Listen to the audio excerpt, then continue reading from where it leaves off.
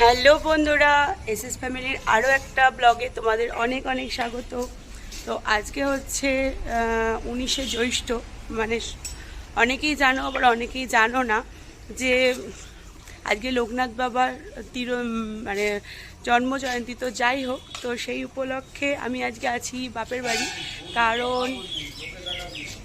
কারণ আমি লোকনাথ বাবাকে খুব মানি, আর সেহেতু আমি প্রত্যেক বছরই সেটা উদযাপন করি। তো আমার বাড়িতেই প্রত্যেক বছর করতাম, কিন্তু এবছরে মাও যেহেতু করছে, তো ভাবলাম আর মাও বললো যে একসঙ্গে সকলে মিলে এখানে করা হবে। তো আমার ঠাকুরকে আমি নিয়ে এখানে চলে এসেছি। চলে আসার পর একসঙ্গে এখানে করব। তো যাই হোক, সেই জন্য সকালবেলা উঠে রেডি হয়ে গেছি। রেডি হয়ে ভোগের এবার শুরু করব, কারণ এখন বাজে প্রায় 7:30। কারণ ঠাকুরের পুজো 12টার আগে যেহেতু হবে না, তো সেই জন্য ভোগটা স্টার্ট করব এবার। তো ভাবলাম তোমাদের সঙ্গে একটুখানি কথা বলিনি, কারণ অনেক দিন পর আমি বড় ব্লগ দিচ্ছি, কারণ এখন অনেক কাজের জন্য দেওয়া হয়ে ওঠে না। তো যাই হোক, চলো আজকে সারাদিন আমার সঙ্গে থাকো, দেখতে থাকো যে আমি কি করি, কি ভোগ রান্না করি ঠাকুরের জন্য, সবই তোমাদের সঙ্গে শেয়ার করব। তো চলো বন্ধুরা, এখনকার মতন আসছি, আর দেখতে থাকো, আজকে সারাদিন সঙ্গে থাকো আমার। তো চলো বন্ধুরা, ভোগ শুরু করে দিলাম। আর আমি ভোগ রাঁধতে ভীষণই ভালোবাসি, তো সেই জন্য প্রত্যেকবারের মতন এবারেও ভোগের দায়িত্বটা আমি নিয়ে নিয়েছি। তো যাই হোক, ভোগ শুরু করলাম। ফার্স্টে পায়েস, কারণ আমি পায়েসকে ভীষণ শুভ মনে করি। কোনো জন্মদিনই বলো, কোনো অনুষ্ঠানই বলো, আমি পায়েসটা করে থাকি। তো যাই হোক, এই দিনেও পায়েসটা করলাম, আর তার পাশেও বসিয়ে দিয়েছি খিচুড়ি। আর খিচুড়িটা মানে ফার্স্টে ডাল দিয়ে সব এক সম্মানে খিচুড়ি করেছি, মানে সব রকম ফোড়ন দিয়ে দেওয়ার পর খিচুড়িটা একসঙ্গে ডালটা দিয়ে দিয়েছি। দেখো, দেখতে দেখতে খিচুড়িটাও প্রায় হয়ে গেছে, কারণ ডাল গলে গেছে, আর গোবিন্দভোগ চালও দেওয়া হয়ে গেছে। তো গোবিন্দভোগ চাল দিয়ে মানে হতে তো জাস্ট মানে আধ ঘন্টা টাইম লাগলো, বেশিক্ষণ টাইম লাগে না। তোমরাও জানো গোবিন্দভোগ চাল ভীষণই তাড়াতাড়ি হয়ে যায়। আর এই করতে করতে অলরেডি এই সাইডে পায়েসটাও হয়ে গিয়ে সব নামিয়ে রেখেছি। এবার চাপিয়ে দিয়েছি হচ্ছে তোমার সুজিটা লিস্টে ছিল না, কিন্তু আমি যেহেতু আমার বাড়িতে যখন মানে আমার ফ্ল্যাটে যখন আমি করি, তো প্রত্যেক বছরই আমি সুজিটা করি। তো সেই হিসাবে আমি বললাম না, সুজিটাও করে ফেলবো। তো সেইভাবে বাবাও এনে দিল আর করে ফেললাম। আর এই করতে করতে মাও বারান্দায় বসে সব রকম 5 রকম মানে ভাজা করতে শুরু করেছে। আর এইদিকে চলো তোমাদের দেখায় যে আমাদের সকলে যে খাবে তার রান্নাবান্না কোথায় হচ্ছে। তো এটা করছে আমার বড়দা আর বৌদি। তো বৌদিকে এখন দেখা যাচ্ছে না, কারণ ও কুটনো বাটনা কুটে অলরেডি চলে গেছে স্নান করার জন্য। আর বড়দা বসে বসে রান্না করছে আলু পটলের দম। এখনও অনেক রান্না বাকি আছে, সব রান্নার শেষে অবশ্যই তোমাদেরকে দেখাবো কি রান্না হয়েছিল। আর এদিকে চচ্চড়ির জন্যও উঠেছে। তো এখন সব রকম দেখানোর সময় নেই, ওই জন্য আর তোমাদের কাছে শেয়ার করতে পারলাম না। তো পরে অবশ্যই দেখাচ্ছি। এই করতে করতে আবার ছুটে রান্নাঘরে চলে এলাম। করে 5 রকম ভাজাটা মা করছিল, সেইগুলো অলরেডি মায়ের 3 রকম ভাজা কোটা হয়ে গেছে। আর এই 3 রকম ভাজা আমি ভাজতে লাগছি। আরও 2 রকম আছে, একটা হচ্ছে পটল আর কাঁচকলা। মোট 5 রকম ভাজা দিয়ে ভোগ দিয়েছিলাম। আর আমাদের বাড়িতে খাওয়ার জন্য আমাদের ভাত আর আদার্স তরকারিগুলোও হয়েছিল। তো যাই হোক, সব ভাজাগুলো কমপ্লিট মোটামুটি হয়ে গেছে। এবার চলো তোমাদেরকে নিয়ে গিয়ে দেখাই পরপর আমি কি ভোগ করলাম। তো যাই হোক, নিজের হাতে করতে পেরে ভীষণ ভালো লাগে। আর বিশেষ করে ঠাকুরের এই ভোগ যে আমি কি ভালোবাসি করতে। তো যাই হোক, তো চলো দেখাই। এই যে 5 রকম ভাজা, আর তার সঙ্গে পাশে দেখো খিচুড়ি হয়ে গেছে, পায়েস হয়ে গেছে, আর সুজিও হয়ে গেছে। এইটা হচ্ছে ভোগে ছিল। আর তাছাড়া তো সব রকমের ফল প্রসাদ তো ছিলই। আর এইগুলো জোগাড় করেছিল আমার বৌদি আর মা মিলে, মানে ওরা ওই দিকটার দায়িত্ব নিয়েছিল আর আমি এই দিকটা দায়িত্ব নিয়েছিলাম। তো যাই হোক, ভীষণ সুন্দর সাজিয়েছিল। আর এই যে দেখতে পাচ্ছ, দুটো লোকনাথ বাবা, কারণ একটা আমার মায়ের আর একটা আমার। এবারে চেয়েছিলাম একসঙ্গেই দুজনের পুজোটা হোক, তো সেই জন্য আমার লোকনাথকে নিয়ে চলে গেছিলাম মামা বাড়ি। তো সেখানেই পুজো হয়েছে। আর এই যে বৌদি সব জোগাড় টোগাড় করে পাশ থেকে সব সাজাচ্ছে, আর আমার জেঠিমারা, মাসি সবাই এসেছে, আরও মানে মানুষজন আসবে। তো যাই হোক, সেইগুলো তোমাদের সঙ্গে অবশ্যই পরে শেয়ার করব। তো এই যে তোমাদের কেমন লাগলো অবশ্যই কিন্তু জানিও। মানে খুব নিষ্ঠা ভরে করার চেষ্টা করেছি, কতটা তোমাদের সুন্দর লেগেছে অবশ্যই জানালে খুবই ভালো লাগবে। তো দেখতে দেখতে পুরোহিত মশাই পুজো করতে চলে এসছে। তো চলো, এখনকার মতন আসছি, পুজো টুজো শেষে আবারও তোমাদের সঙ্গে কথা বলতে আসবো।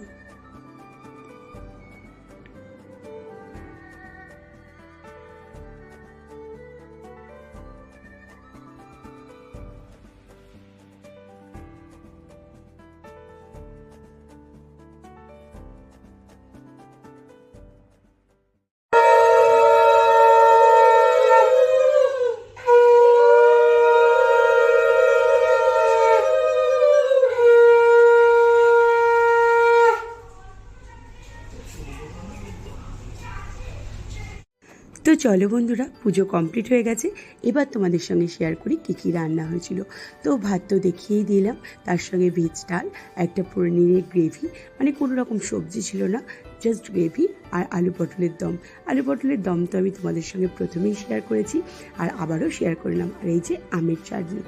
আর সবাইকে যেহেতু আমি খেতে দিচ্ছিলাম, মানে আমি সবাইকে, মানে সবাই মিলেই খেতে দিচ্ছিলাম, তো যেহেতু আমি মেন পরিবেশনটা করছিলাম, সেহেতু খাবারগুলোই জাস্ট আমি ভিডিও করতে পেরেছি। আর সকলকে খাওয়ানোর ভিডিওটা আমি তোমাদেরকে দিতে পারলাম না, কারণ আমি ব্যস্ততার কারণে সেই ভিডিওটা আমি তুলে উঠতে পারিনি। তো যাই হোক বন্ধুরা, আবারও পরে আসছি, চলো। তো চলো বন্ধুরা, ভিডিওটা এন্ড করতে চলে এলাম আবার 2 দিন পর, কারণ এত শরীরটা খারাপ ছিল। আশা করি আমার গলার ভয়েস দেখেই তোমরা বুঝতে পেরেছো যে এত ঠান্ডা লেগেছিল আমার। তো সেই জন্য তোমাদের ভিডিওটা আমি এন্ডও করতে পারিনি। তো ভাবলাম না, এবার ভিডিওটা একটু এন্ড করি, না হলে আমি বড় ব্লগটা দিতেই পারছি না। তো সেই জন্য ভিডিওটা এন্ড করতে চলে এলাম।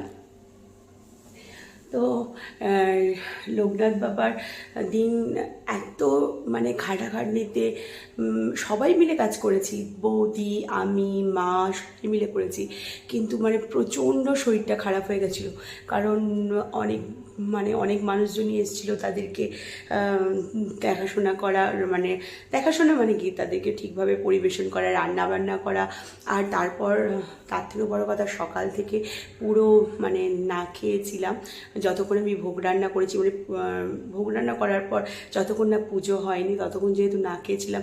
আর এখন না মানে আমার মানে সেভাবে আমি মানে না খেয়ে এতক্ষণ পর্যন্ত থাকতে আর পারি না। আগে হয়তো পারতাম, এখন একদমই আর মানে পারি না। তো যাই হোক, সব কিছু মিলিয়ে খাটাখাটনি নিয়ে মানে শরীরটা ভীষণ খারাপ হয়ে গেছিলো, ওই জন্যে আর কোনো রকম ব্লগ করতে পারিনি। তো যাই হোক, তো ভাবলাম, তাই জন্য দেখতেই পাচ্ছ আবার ফ্লাইটে চলে এসেছি, মানে পরের দিনই আমি চলে এসেছি। তো ভাবলাম না, আজকে ভিডিওটা এন্ড করে দিই।